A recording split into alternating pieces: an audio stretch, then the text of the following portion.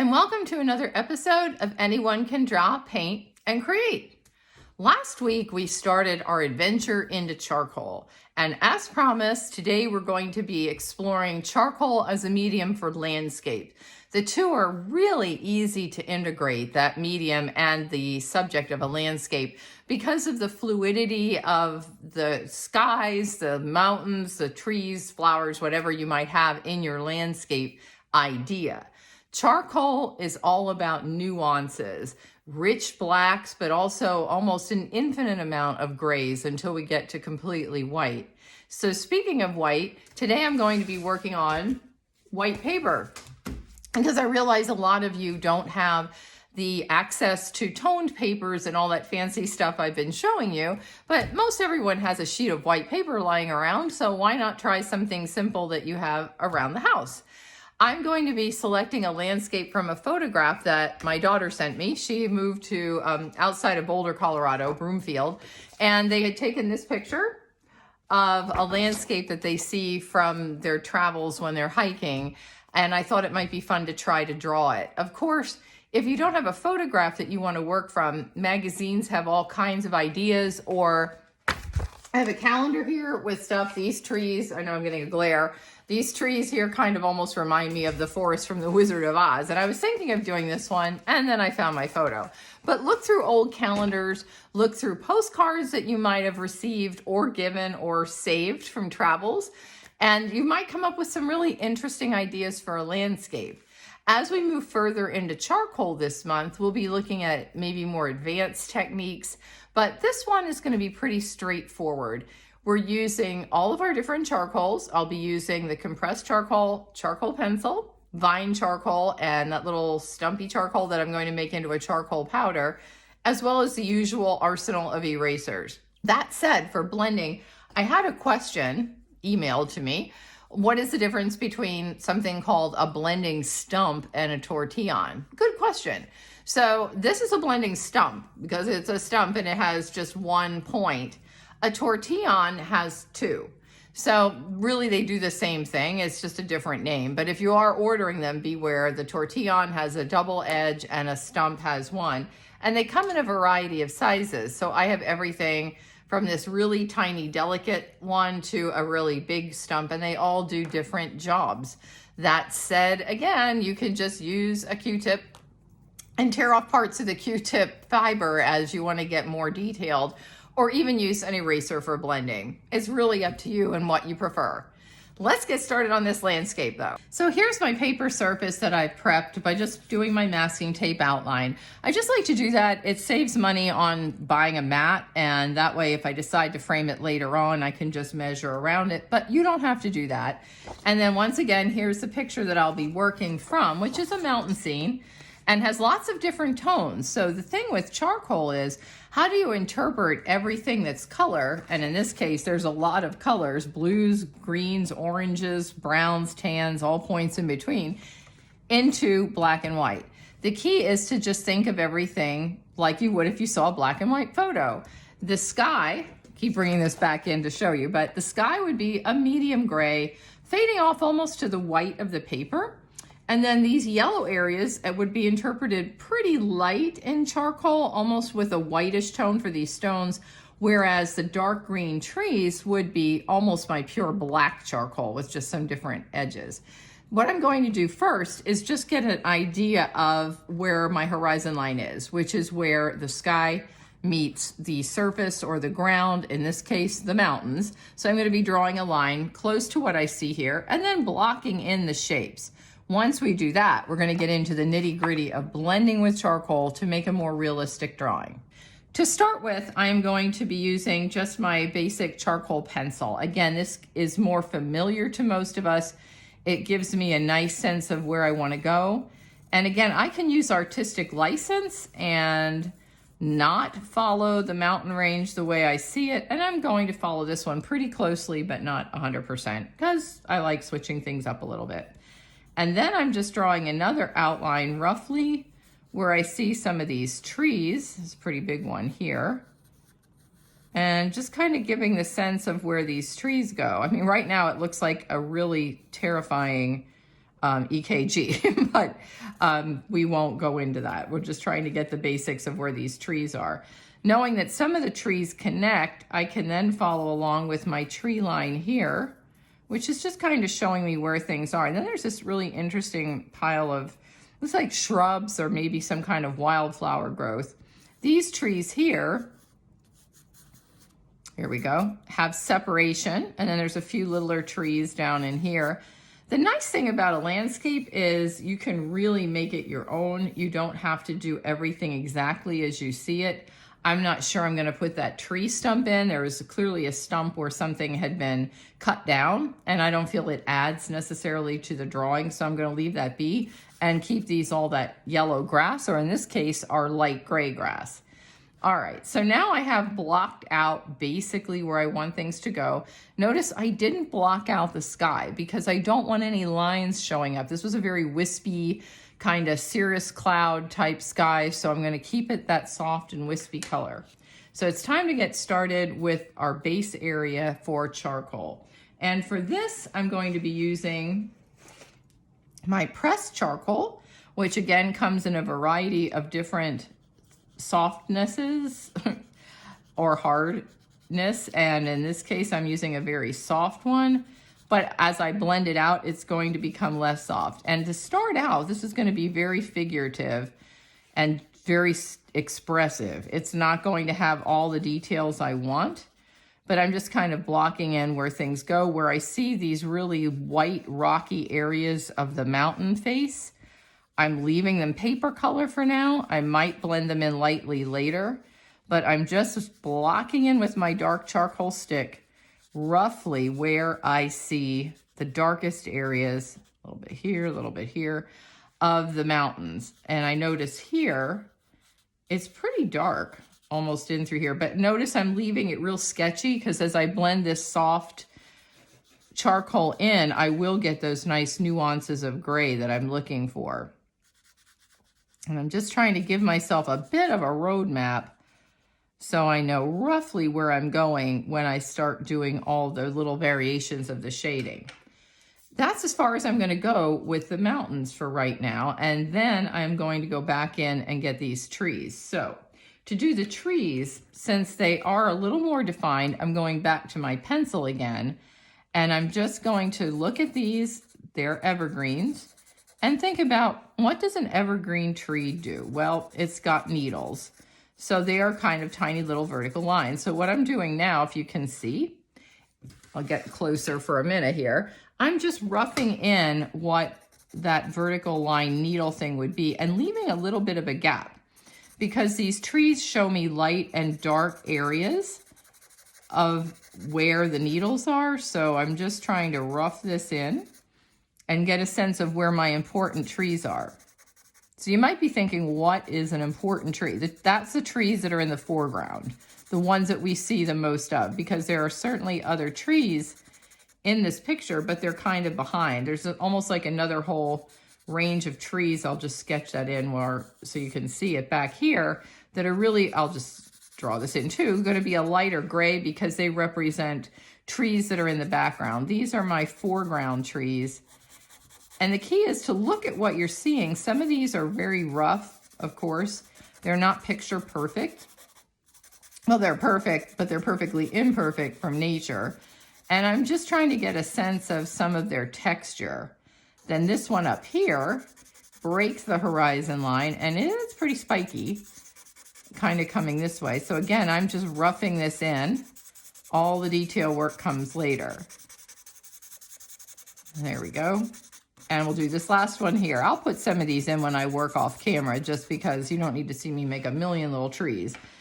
And we'll do the last one over here so I at least have a guide for where these trees are going. And again, I'm just blocking in where I see the darkest area of some of these pine trees so I can get a sense of where I need to go and where I need to give this thing a little bit of a break.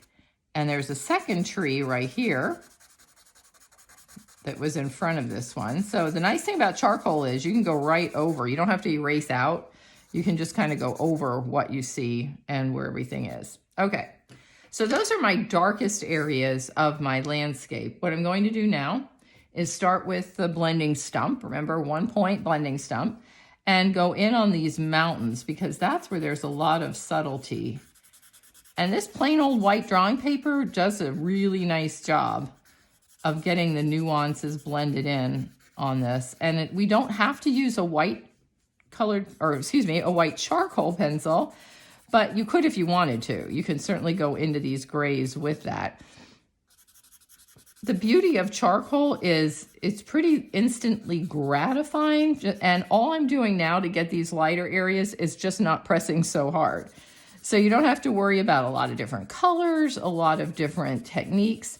I'm just blending in, and the more I press, the softer and darker it becomes, and the lighter that I press, conversely, the lighter and less dark it becomes. So I'm just going around my mountain background here. This part was pretty dark. And then as I come down here, there was pretty light areas. So I'm going to skip that, take the pigment that's left on my blending tool, and kind of come back in now and get these secondary shadows and shapes. And you can be very specific with this just by how you turn the tortillon or the blending stump or your Q-tip or whatever it is you're using to blend with, to try to start to get your different shades of gray. Because this mountain face does not have snow, it's a lot of scrub growth, like scrub pines that are growing in the foothills here, followed by a rock face. So I'm just trying to give myself a plan. There's a pretty significant light area here, then this darker area behind the tree, and then all of this stuff that I just lightly shaded in. And again, I just used one charcoal pencil to get all of this initial shading in.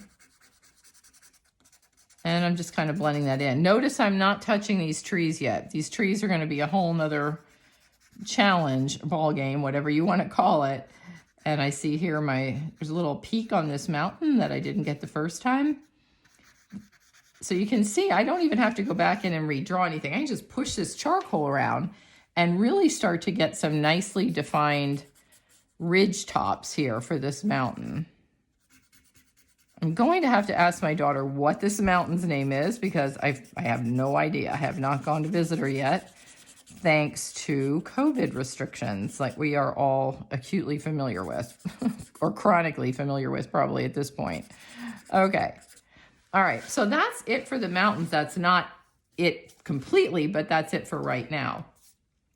What I want to do next is leave the trees alone again and go back in and show you how you would get lighter tones using charcoal. Again, remember, we have charcoal that has different weights. So this is what we would call a hard charcoal or a very high number one. So it's going to be a much lighter charcoal. And what I'm going to do for this, because these are wispy little grasses, is really just show using the side of my stick where some of the darker areas of the grass grow. So you can see here, I'm just making basically little wispy grass shapes, and I'm ignoring that tree stump. So what I'm going to do is fill this in with what I see some of the taller grasses that are growing here just by making longer lines. So you really don't have to worry about doing anything but just going up and down. If you write W a lot, this is pretty easy. It's really just like making a bunch of W's. This little area here, this growth of, I think it's like some kind of a shrub, now that I look at it more closely, has a little more dark tones, but it's still not a tree. And you can see the different quality of this charcoal for the lighter areas. It's much harder. You're seeing much more defined edges. There's another little shape here. So it really is beneficial to get at least a medium or a hard charcoal and a soft charcoal if you decide this is the medium that you would like to use. And we're going to use this a lot for the sky, but we're going to make charcoal dust, and I'll show you that in a little bit. So now I'm switching to a very fine blending stump because I want to be able to control this and make little wispy lines. And I'm just going to go around, if you can see here, and just start blending some of this in.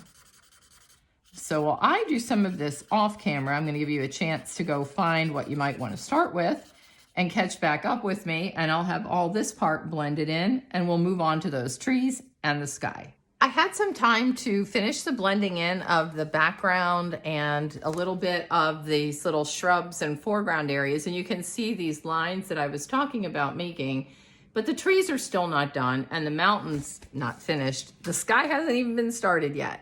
Time to do that. What we're going to be doing here is now starting to get some of our detail work in. So I've brought in a few other tools that we can use.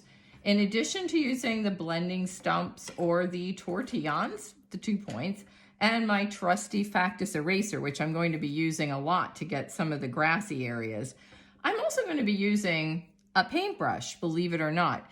This is going to really give me these subtle, soft areas on the rock face, and then later a larger paintbrush with charcoal dust to do the sky. So let's start with a little bit of this mountain, and then I'll move into these much anticipated trees.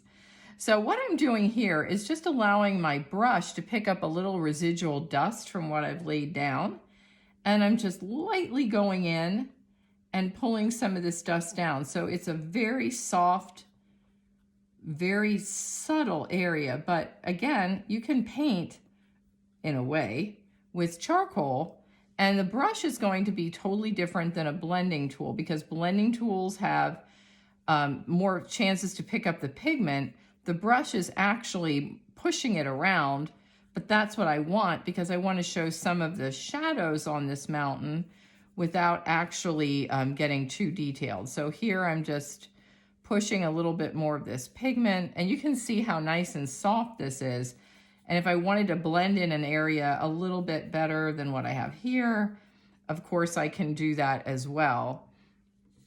And then for some of the areas in the background up here where I wanted to get that tree line just a little more soft, where it was a softer solid green, I can do that. It's a green here. I'm interpreting it as a gray on my charcoal.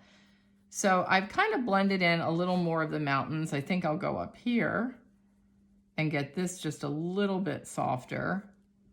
And if we have too much charcoal dust, you can always just kind of shake your paper off. It's not bothering me right now, so I don't mind it too much. Then what I can do is take my eraser, again, the black Factus that I've cut down, but you can use whatever eraser you have, and start to go back in and develop a few more of these real sharp highlights and try to get maybe that sense of a craggy mountain outcropping. So here got a little too dark. I can just bring my eraser down, blend this off. And again, the eraser is going to blend in a little bit, but that's okay. If I really wanted to get into detail, I can use the kneaded eraser we talked about, kneaded with a K, and just kind of dab out certain areas here to create a texture of rock, kind of like that. And that's going to give me yet another way of showing some subtle definitions. This is not to give you a full white area. As a matter of fact, if you feel you really need to go back in and do that, you could do it with the white charcoal pencil. But what I like about these not my Factus eraser, what I like about my kneaded eraser is I can pull it apart. It's almost like putty. Clean it just by pulling the insides through and exposing the other edge.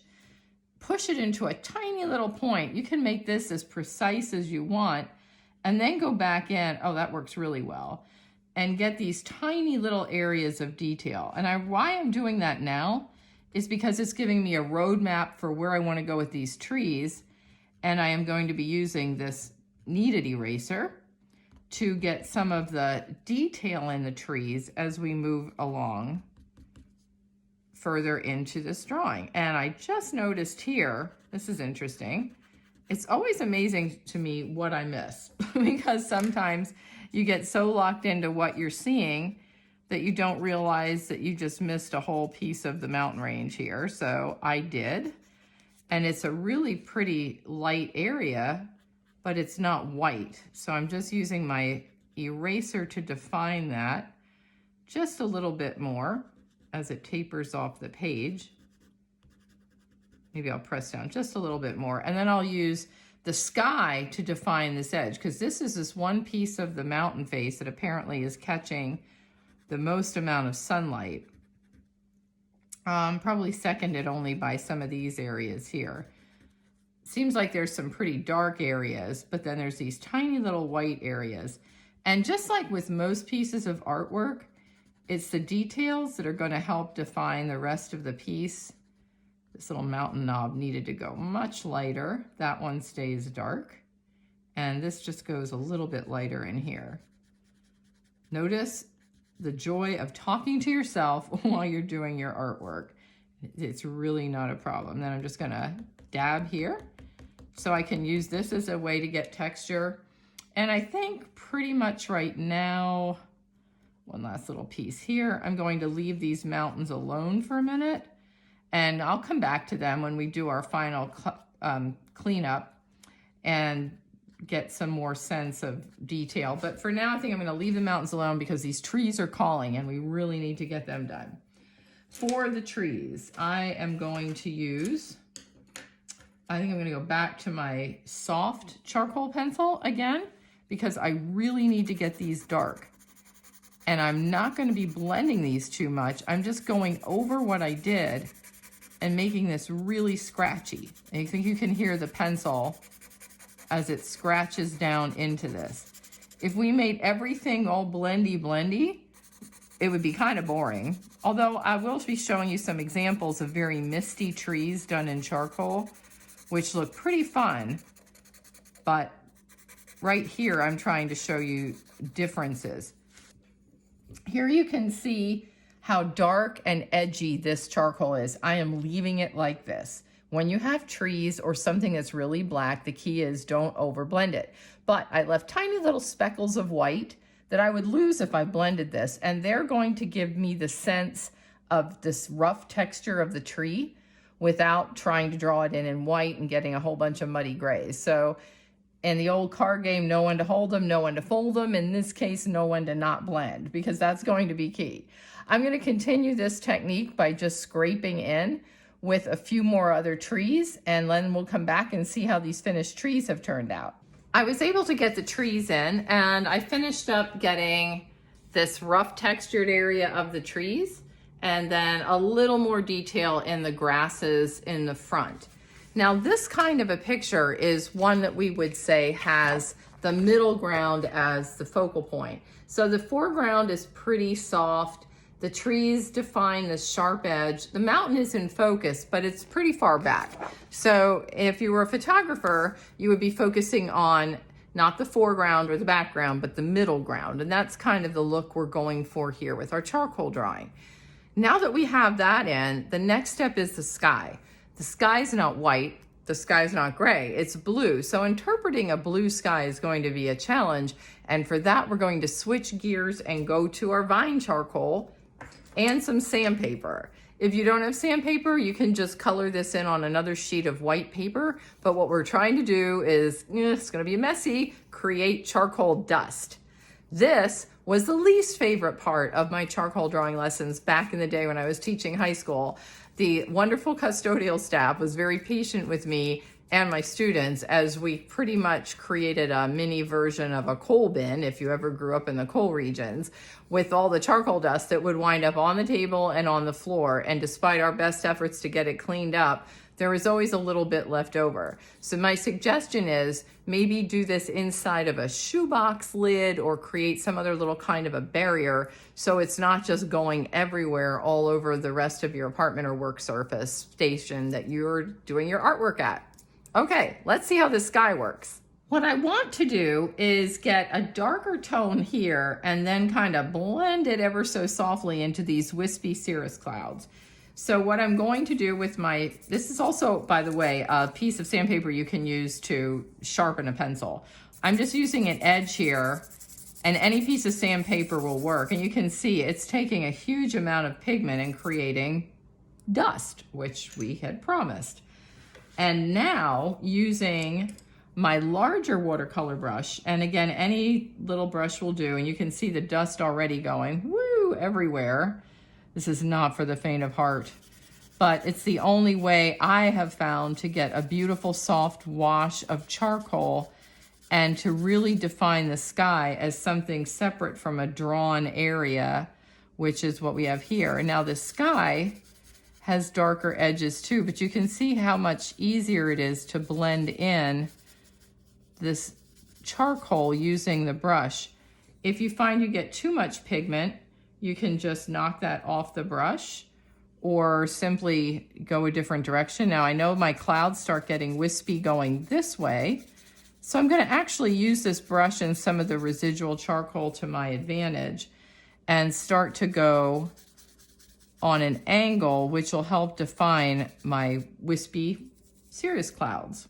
The key with this is don't overdo it. You don't want to have too much. And what I'm going to do here is just lightly brush into my mountain line. There is some part of drawing called the ambiguity of figure and ground, and it's nice to have the two kind of meet up a little bit, for lack of a better word. And there we go. My table will not be happy with me, but I'll fix that later. Get a little more dust. It does go pretty quickly. And where I see my darker areas of the sky here, I'm just going to go back over this a second time. So you can see by leaving areas white, I'm defining where my clouds are without drawing clouds. This is very similar to last week where we were drawing with an eraser. So in a sense, I'm painting out the negative shapes, in this case, the blue sky, and leaving the white clouds show through by default. And then up here, the sky, and you'll go through a lot of charcoal when you're using it as dust. The sky up here gets pretty dark, a little more drama. And I can always, take that out a little bit too. This is where you really want to be careful where you touch the paper. If you touched it with hands that had any kind of lotion on or residual skin oils, your fingerprint is going to show up here. That's why when you see those CSI stories and they're dusting for fingerprints, this is what they're doing, basically. They're seeing where the fingerprint's going to show up, even though you don't see it until there's dust over it. Okay, so I think there's just a little more pigment here for the sky where I want it. And you can see how moody this is. It almost looks like I'm doing an ink wash, which drawing with ink is a lot of fun too. Used to be a lot easier to find ink because we used it for writing in school, but now, of course, they don't, and it's relegated to art stores. And it's not the easiest medium, and probably of all, the least forgiving. Watercolor's a close second, but drawing ink is right up there. Okay, so I don't want to overdo the sky, and even though it looks like I don't have a lot of tone, I actually do. But I want to get some of those lighter, I'll come back in here a little bit more. Again, just kind of softening it around this edge is going to make it look a little more interesting, but that's only half the battle. The second half is, of course, now erasing out. So I'm going to use my kneaded eraser, which is a little stiff. I should notice these respond really well to the temperature around you. So if your room's a little bit cooler, it's going to be a little stiffer initially to work with, but as you work it with your hands, it'll warm up somewhat. And now what I'm going to do, and I'm doing my left-handed hook so you can see, is go back in and define some of my clouds. And this will really help you see how much dust I actually had on my paper, even though it initially looked like there really wasn't much on here at all, when there actually was. And then I can go back in, and where I see a little bit of a rim light around the mountain area over here, I can just pull this off. So there was no actual piece of charcoal on any of these clouds. And I'm just going to go for a wee bit more drama on my clouds than what I have here. You can, of course, use the same technique to create cumulus clouds. You would just be going in more of a circular direction. If I wanted to create thunderheads and have a really high drama sky, if the sky was my focal point, I could do that. And next week, we're going to be working with water and seascapes. And if you look right here on this little ridge, you can always see where that's going to go. It's pretty easy to get water and have water look really fun and imaginative. But because not all of you are landscape people, I'm going to do water with a twist and actually add an animal. Not sure which one yet, I'm still thinking about it, into a waterscape, so that we are also discussing how to draw living mammals and not just doing plants or still lifes all the time. So with that said, I think I can pull this way to soften that cloud bank a little bit more, and then go another direction if I wanted to. There's so much you could do here. If I pulled down over this, I could give the idea of a sun ray. So much to do. But now it's time to go back and get some refinement in this area down here where I just roughed it in. What can we do? Because we have some different areas of growth. Well, one, I can pull my kneaded eraser, get it softer, and start pulling in some subtle changes. I'm trying to show the idea of like prairie grass kind of thing, because I eliminated what looked like an old tree stump there. That really wasn't doing much for a charcoal drawing. It's interesting in a photo, but for the drawing part, we're not going to add that. So I'm just adding some textures down here. But up in these areas, I could try a couple of things. I could certainly go, make sure my eraser's clean, and use my eraser, which works really well, or go back and get my eraser that was too hard to use as a pencil eraser, but it worked really well last week, which I might go get. But this is working pretty well just to define some grasses in the front, because I do want to show that as you're coming closer, things are getting a little bit bigger, but maybe this is just a little too big. The other thing that I can do is take the white charcoal pencil, here it is, this case, and just add a second dimension. So I want to show you what happens with white on white paper. Yes, it can be done.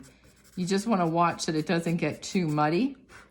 There we go. So less is more in this case. I don't want to overdo it with this, but I am going to use it here to help define these tiny little areas inside the mountain.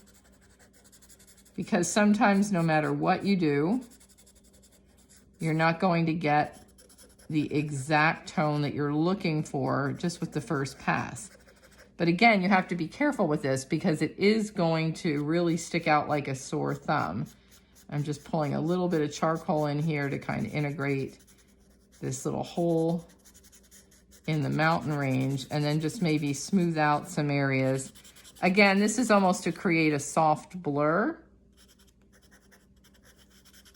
in the background.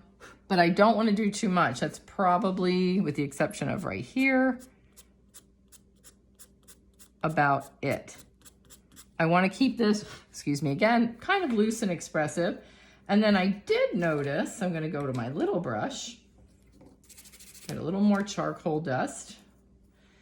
Over in this area where the sky was what was defining that mountain range, I just didn't get the sky quite dark enough, and I noticed that after the fact. So I'm just going in a little darker and then going back with my eraser, but this time I'm using the eraser to define the edge of the mountain, which was right here. So hopefully you can see that. And that's going to give you another way of seeing highlights and shadows. Now I can use my blending tool and just kind of redefine this. It's an odd little area over here, but there are some strange shadings of the mountain. I'm going to bring the mountain out just a little bit more. And then the eraser breaks, of course. And there we go. Because the mountain had like a secondary highlight and a shadow. So we've got a lot of texture here. I'm just going to go do a few little refinements on these trees, and we'll be back to see the finished product. Before I actually finish this, I wanted to show you what I'm doing here because I'm getting some really interesting grass effects.